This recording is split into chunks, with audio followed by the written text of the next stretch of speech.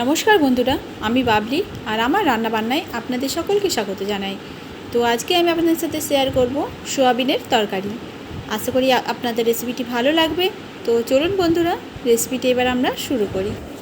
তো এখানে দেখুন আমি সোয়াবিন নিয়ে নিয়েছি আর সোয়াবিনগুলোকে একটু আমি নুন দিয়ে সিদ্ধ করে নিয়েছি।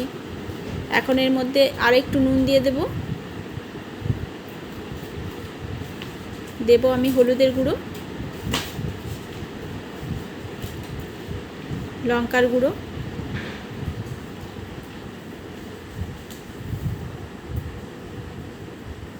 আর এখানে দেখুন নিয়ে নিয়েছি আমি মিট মশলা। তো এখানে কিছুটা মিট মশলা দিয়ে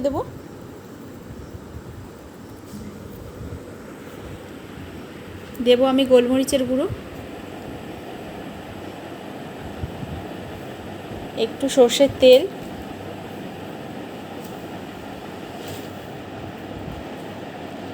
আর এখানে দেখুন নিয়ে নিয়েছি আমি টক দই।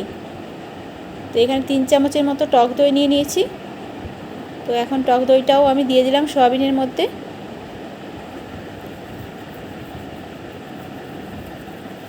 এবার আমি ভালো করে সোয়াবিনটাকে একটু মশলার সাথে মেখে নেব।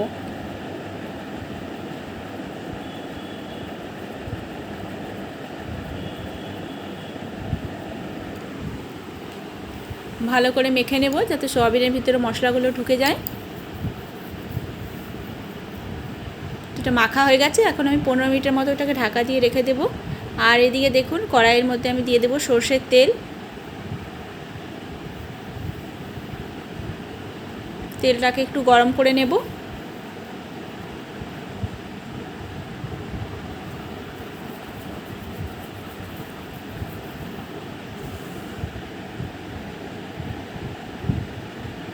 তেলের মধ্যে দেব আমি কুচনো পেঁয়াজ,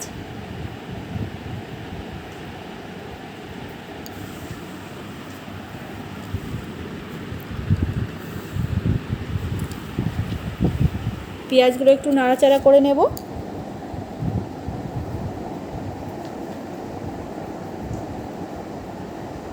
তো পেঁয়াজগুলো আমি হালকা করে একটু ভেজে নিয়েছি। এখন এর মধ্যে দেব আদা রসুন বাটা।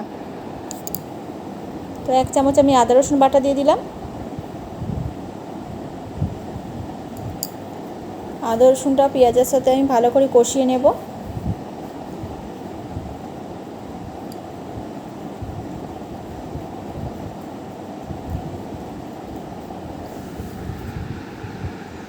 দেব সামান্য একটু পরিমাণ নুন,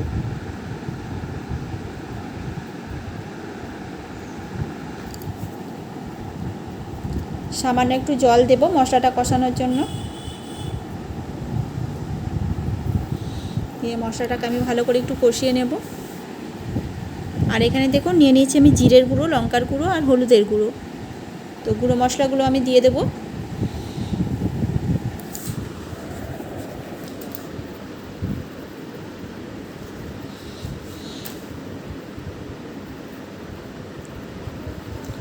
আর এখানে কিছুটা মিট মশলা আমি সোয়াবিনের আগে থেকে রেখেছিলাম ম্যারিনেট করে। এবার কিছুটা মশলা আমি এখন এর মধ্যেও দিয়ে দেব এখানে টমেটো সস 2 চামচের মতো, ছোটো চামচে 2 চামচ আমি টমেটো সস দিলাম। দিয়ে এবার ভালো করে আমি মশলাটাকে সময় ধরে একটু কষিয়ে নেব।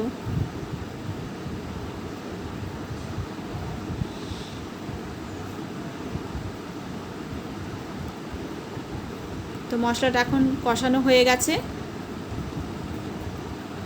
এখন দিয়ে দেবো এর মধ্যে ম্যারিনেট করা সেই সোয়াবিনগুলো দিয়ে আমি আরও কিছুক্ষণ ধরে মশলার সাথে আমি সোয়াবিনটাকে কষিয়ে নেব। আর আমি এখানে সামান্য একটু জল দিলাম যাতে মশলাটা নিচে লেগে না যায়। তো এবার ভালো করে সোয়াবিনটাকে দেখুন কষিয়ে নিচ্ছি। একটু সময় ধরেই কষাতে হবে, যত কষানো হবে তরকারির স্বাদ ততই বাড়বে।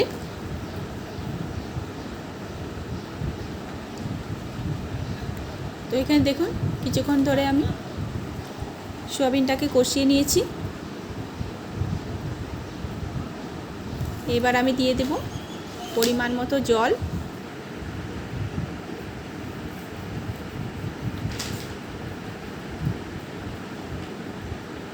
তো জল দিয়ে একটু নেড়েচেড়ে নেব।